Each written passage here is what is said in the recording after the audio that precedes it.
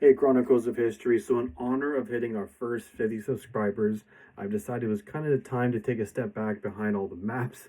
So, my name is Artesh Fahani. I'm an Iranian American, and I spent my entire life watching my homeland being held hostage by a regime that was never chosen by its people. So, Khamenei is dead. The world is obviously celebrating, as am I. But as a strategist, I'm also a little bit worried because the history of power tells us that the people who claim to want to free Iran might actually be the ones trying to keep the chains on. And so in today's video, we're going to be going beyond the headlines. We're going to decode the Iranian equilibrium from parallels from Nazi Germany that explains the current IRGC, the Iranian Revolutionary Guard, and the secret reason why Iran's neighbors are actually even terrified of a free Iran. And finally, the $6 trillion economic explosion that the world is quietly trying to prevent. So stay with me here, guys, because this is going to be a video that changes how you see the Middle East. So, on the surface, the story looks very simple. A brutal theocracy, a supreme leader who has ruled for over 35 years, is now dead, killed by an US Israeli strike. And now, for the first time in decades, the Iranian people have a window, a real window. But windows can easily be slammed shut. And the question isn't whether Iran can be free. The question is who benefits from keeping it trapped. And to answer that, we need to go back, not just to Tehran, but to Birmingham, Alabama, and to the salt flats of India, and to the ruins of Nazi Germany. To understand what's happening right now, you need to understand something that most Western analysts completely get wrong. Iran is not a one country with one military. It is an occupied country with two militaries. And the difference between them is everything.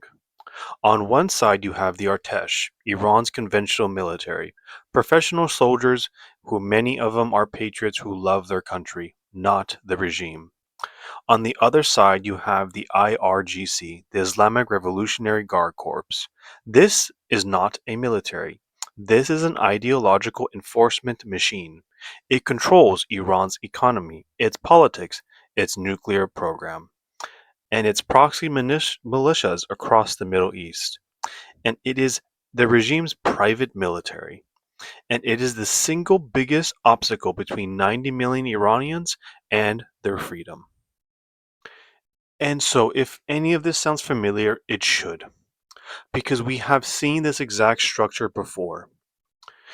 In Nazi Germany, you had the Wehrmacht, the regular German army, who was professional, disciplined, and many soldiers who privately most likely hated Hitler, but served because they had no other choice.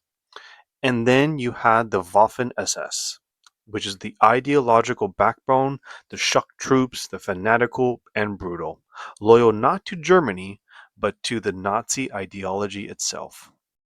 And the Wehrmacht in this case is the Artesh, and the Waffen SS is the IRGC. And here is the critical lesson from history that the US and Israel must understand right now.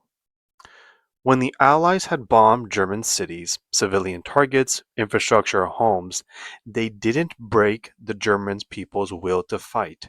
They strengthened it. Even Germans who privately hated Hitler looked up at the bombs falling on their children and said, "Our biggest enemy is coming from the outside." That is called rally around the flag moment, and it saved the Nazi regime for years.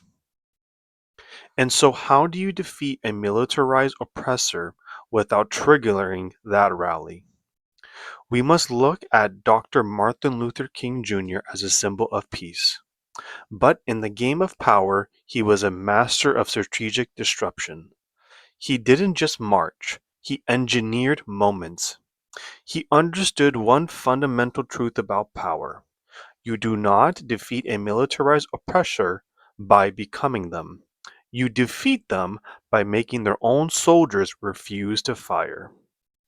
In the case of 1963 in Birmingham, Alabama, Bull Connor turned the fire hose on children, and the world watched.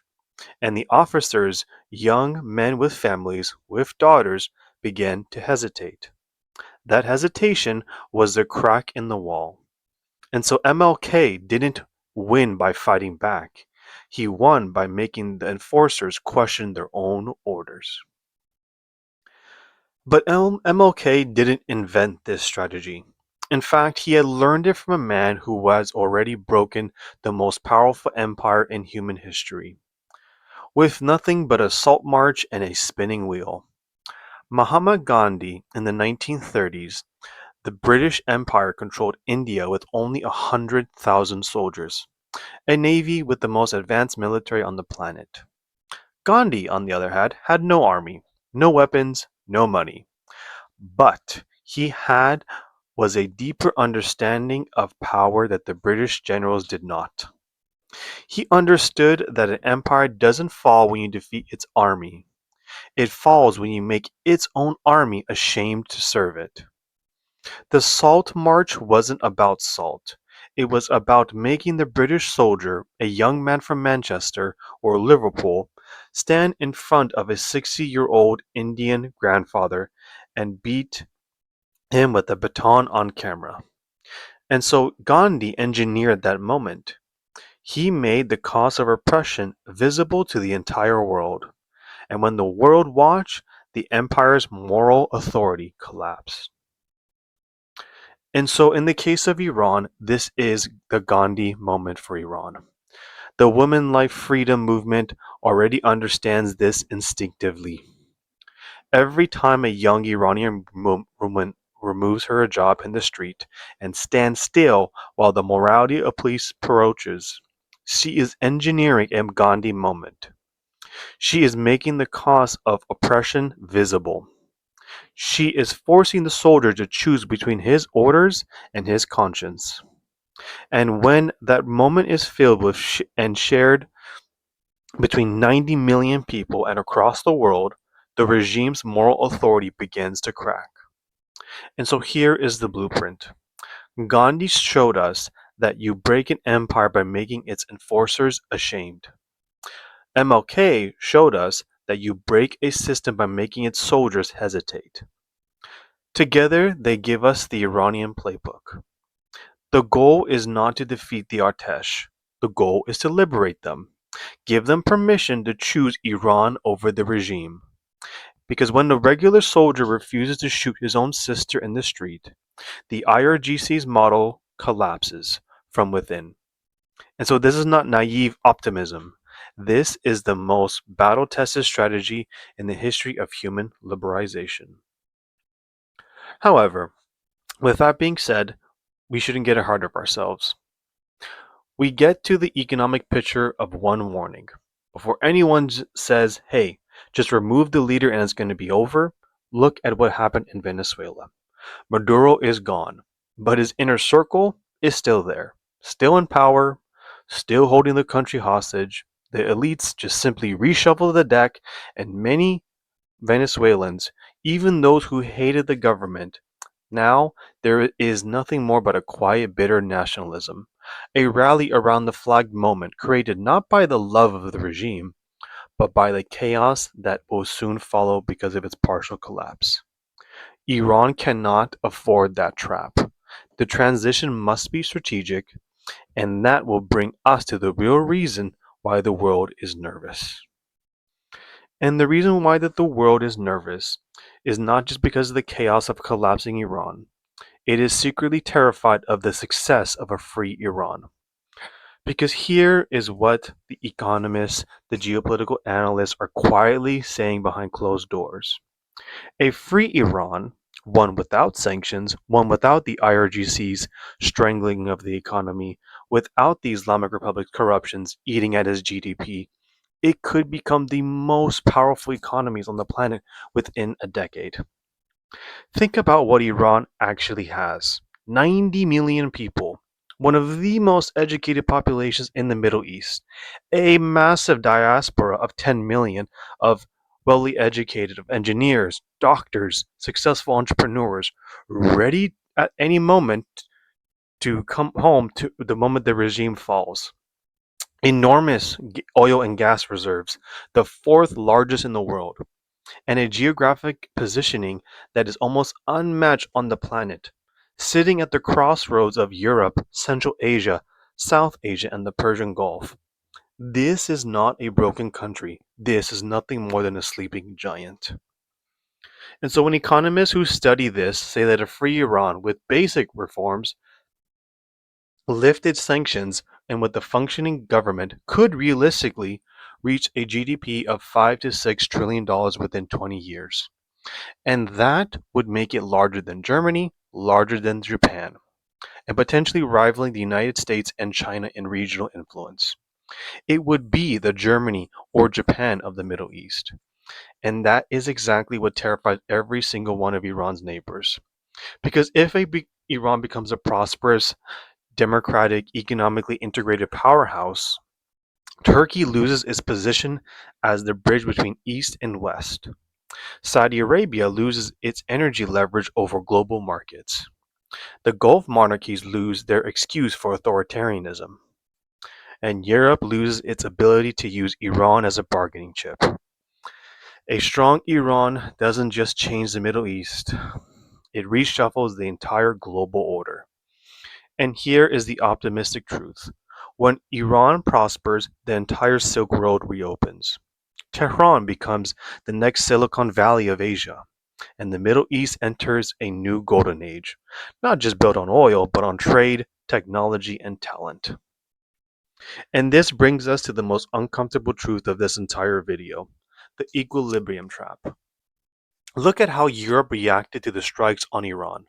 Most leaders didn't celebrate it. They condemned it. They used words like caution, transition, de-escalation.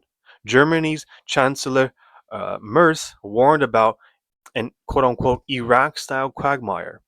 France talked about the appropriate responses. Spain's Prime Minister Sanchez was the only EU leader to openly condemn the strikes. This is the language of people who want the Islamic Republic to survive, just in a weakened form. They don't actually want a free Iran, they just want to manage it. And just like Japan quietly fears a united Korea, because of a unified Korea that becomes an economic rival overnight, the regional powers want the Islamic Republic to exist. Not too strong, not too weak, but just manageable.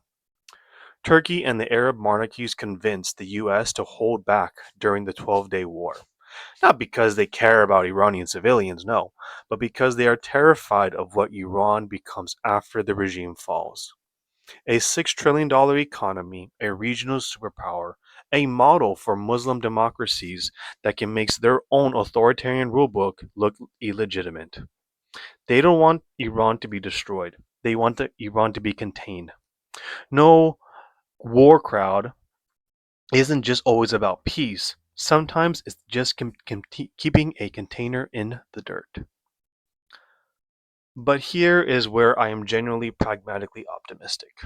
Not blindly, not naively, but strategically. Because of the generational gap, like the young generation that MLK inspired to break the back of Jim Crow, the Gen Z of Iran is digitally native. They see the world. They see the prosperity of their peers in Dubai, in Toronto, in Berlin, and they can no longer be lied to by 7th century dogmas broadcast on state television. The pragmatist sees the IRGC's guns. The optimist sees that those guns are being held by 19-year-olds who are scrolling through the same content as the protesters. And so the balance of power is shifting from the old men in dark rooms to the young people standing in the sunlight. And so, what's the right strategy? As an Iranian American, here is what history of power tells us. First off, the bombs must fall on the right targets: the IRGC's command structure, the political elites, the nuclear facilities. Not the grid powers, not the bridges, not the hospitals. Every civilian casualty is a recruitment poster for the regime's survivors.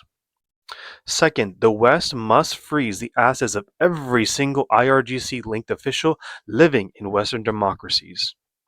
They send their children to London and Paris, they park their money in Swiss bank accounts, and they enjoy the freedoms they deny to 90 million Iranians.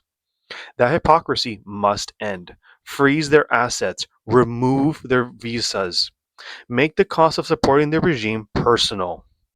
Third, support the Iran Prosperity Project outlined by the Crown Prince Reza Pahlavi.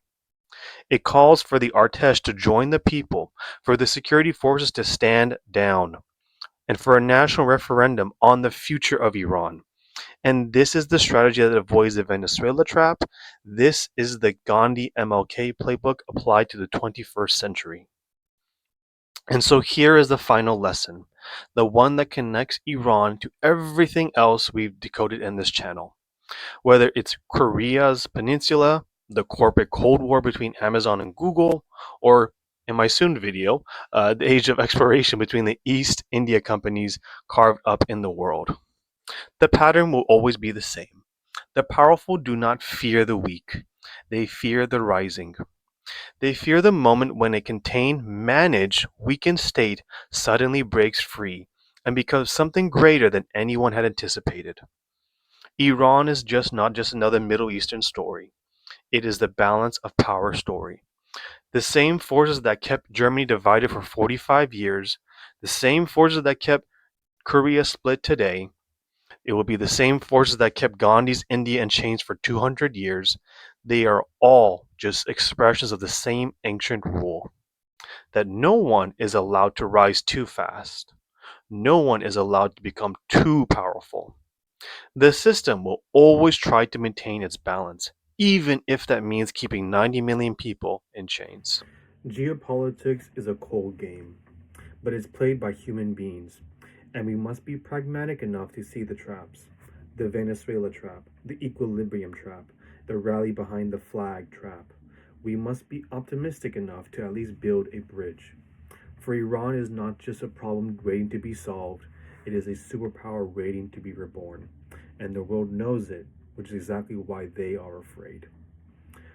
I'm an Iranian American, and I'm very grateful that the regime that killed over 30,000 of my people has been dealt a very historical blow. But I'm also a student of history, and history tells me that the hardest part isn't removing the tyrant, it is surviving the power vacuum. It's resisting the neighbors that who want you weak, and is building something real when the whole world is wanting to bet against you. And so, if you made it this far, it is because you are tired of the surface level noise. You want to understand the why behind the what. And so, here is what I need from you. If this video gave you a new way to see the world, hit that like button, please. It takes only 1 second and it tells the algorithm that this kind of deep, honest analysis deserves to be seen. Subscribe to the Chronicles of History because we are building a community of thinkers and not just viewers. And if you know someone who is tired of being manipulated by the headlines, share this video with them. Let's show the world that there is a hunger for the truth. My name is Arjun Esfahani, and I will see you all in the next chapter.